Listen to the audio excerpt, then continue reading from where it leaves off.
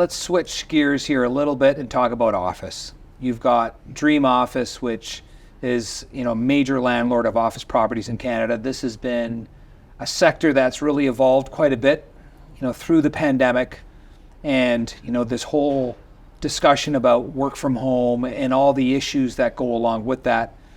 As a general point, how is this affecting the office market, and how do you think this is going to evolve over the next few years? It is a situation I have never seen before in office or anywhere else in any sector, and it's very difficult to know where it gets to. It's been problematic, and I think it means that there's some older buildings going to have a real difficult time attracting tenants.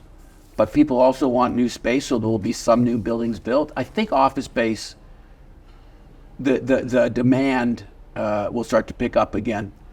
Ironically, I think right now what we're seeing is some of the big users of space, like the banks, are reducing the amount of space they're using. On the hybrid work front, I think we'll get more people back in the office, but I think we have a reasonable amount on, let's say, Tuesday, Wednesday, Thursday.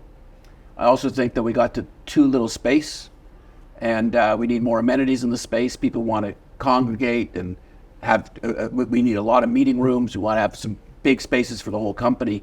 So I think we're going to see an equilibrium come.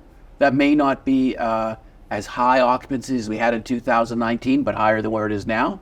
And I think maybe the cost to attract a tenant will not be as low as it was in 2019, but not where it is now.